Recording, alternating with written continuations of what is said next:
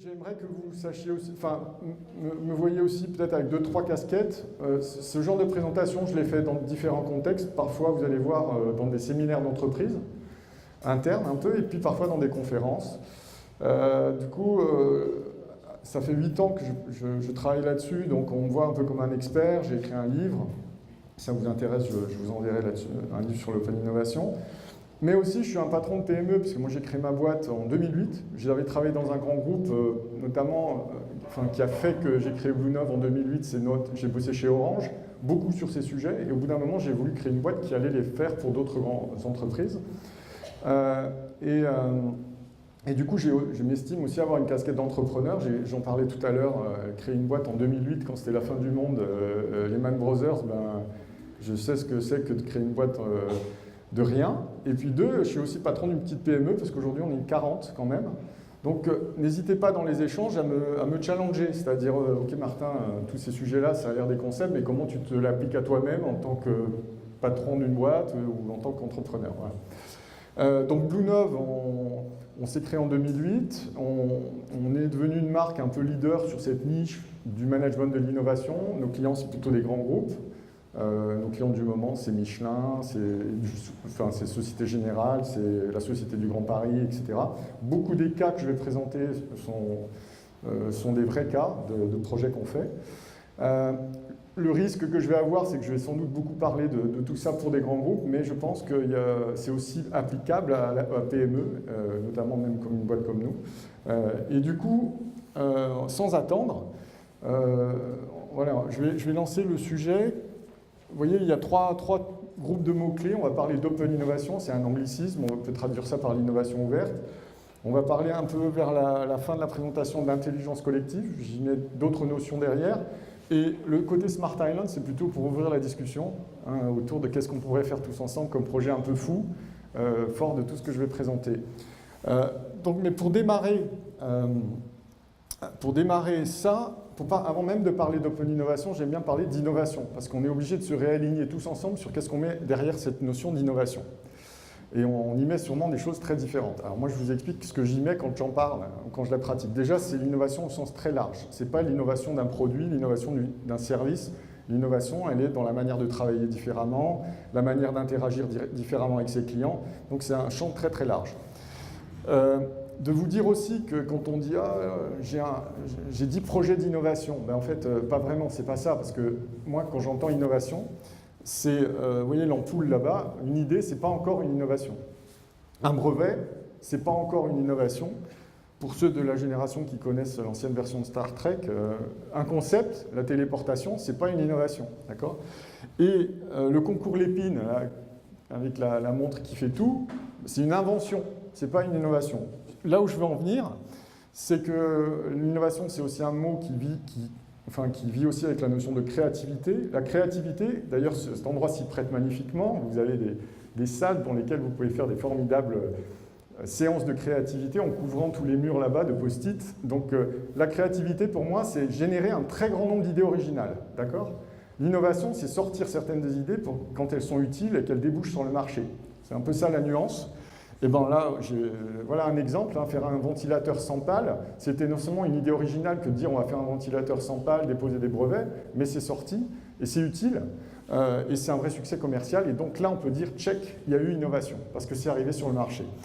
Et donc pour le présenter, le chemin classique dans le management de l'innovation, c'est de dire finalement l'innovation, la gestion de l'innovation, c'est un peu comme un entonnoir. Au début de cet entonnoir, on a tous, qu'on l'ait formalisé ou pas, ce processus-là, on en fait tous un peu, c'est la veille. Où est-ce qu'on va chercher nos inspirations, nos nouvelles idées, dans la lecture, dans l'analyse, etc. Donc c'est qu'est-ce qu'on fait de manière proactive, un peu structurée, pour faire de la veille, d'accord? Et donc ça, c'est applicable à tout le monde, ça commence par là. De cette veille vont sortir des nouvelles idées, d'accord? Des nouveaux sujets. Donc vous voyez, on resserre l'entonnoir avec des idées qu'on va sélectionner, on va en sélectionner certaines et on va créer des concepts. Et puis on va resserrer encore l'entonnoir en sélectionnant encore pour faire des tests. Et là encore, peut-être il en restera quelques-unes qu'on va finalement lancer. Et quand on parle d'innovation, ce dont on parle en général, c'est plutôt la gestion de cet entonnoir. Mais l'innovation, c'est uniquement quand ça sort vraiment sur le marché. Rapidement, parce que je pourrais parler longtemps rien que d'innovation, mais on en parlait tout à l'heure sur les améliorations. La différence qu'on a souvent, c'est l'innovation, elle vient avec un second mot, et notamment la notion d'incrémental et de rupture. C'est très relatif. Pour vous donner un exemple, par exemple, les lames de Gillette, la 4e lame, la 5e lame, la 6e lame de Gillette, nous, consommateurs, on le vit plutôt comme une innovation incrémentale. C'est une évolution. Vous vous rendez compte peut-être que chez Gillette, ils ont des labos de recherche où ils posent des brevets sur la 5e lame, quoi, ou la 6e lame. Donc pour eux, c'est hyper rupturiste. Donc vous voyez, ça dépend comment on le prend. Donc le côté évolution progressive, incrémentale, ça peut mener parfois, je trouve, à des zones un peu bizarres. Moi, j'ai pris ma douche tout à l'heure, mais il y a des gens, vous voyez, ils attendent 3 jours. Il y a un déodorant maintenant, ou après les 24 heures, les 48 heures, maintenant, il y a un déodorant à 72 heures. Donc, qui permet peut-être à des gens de l'utiliser. Donc, il faut se méfier un peu de l'incrémental, parce que parfois, on dit, mais attends, est-ce que ça sert encore à quelque chose, ces trucs-là, alors qu'il y a sûrement de la techno pour avoir un déodorant qui dure 72 heures. Et la notion de rupture, elle est aussi très relative, parce que si je posais la question dans la salle de l'iPhone et de l'iPad, si je vous disais, considérez-vous l'iPad comme étant une innovation de rupture par rapport à l'iPhone? Qui pense, là, que l'iPad, c'est incrémental par rapport à l'iPhone? Ouais. Donc oui, merci d'avoir joué le jeu. En effet, je pense que c'est un peu la question où tout le monde a raison, parce que, en effet, on peut dire l'iPad, c'est un gros iPhone. Ça a les mêmes applications, c'est juste un écran plus grand et ça marche pareil. Là où c'est pas que incrémental, c'est dans l'usage, parce qu'un iPad, on l'utilise radicalement différemment d'un iPhone. On partage des vidéos, c'est un usage professionnel, et vous voyez que ces notions-là, elles sont très relatives aussi. Je vais aller très vite, juste pour vous dire que l'innovation, elle peut être souvent avec un second mot, elle peut être technologique, ça peut être un packaging, ça peut être un usage, pour ceux qui se souviennent du Walkman, on avait la musique à la ceinture, ça a évolué. Ça peut être une innovation de service, le Vélib. Le modèle économique, c'est aussi une innovation. C'est pas facile de faire marcher un modèle économique nouveau, donc c'est super innovant. Je dirais qu'on cantonne un peu comme ça, un peu par dédain, tous les sujets du low cost, mais faire marcher le low cost en modèle économique, c'est super innovant. Et les processus aussi, c'est super innovant. Pour ceux qui ont vécu l'Apple Store, on cherche la caisse, elle n'existe plus, la caisse.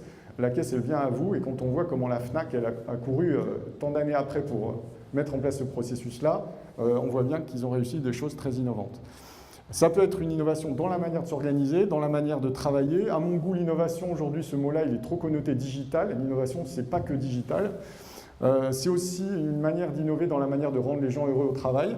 Certains en font leur stratégie. On va parler aussi d'innovation sociétale ou d'innovation frugale. Vous voyez, toutes ces notions-là, chaque axe, vous pourriez faire venir un intervenant pour chacune de ces sujets-là.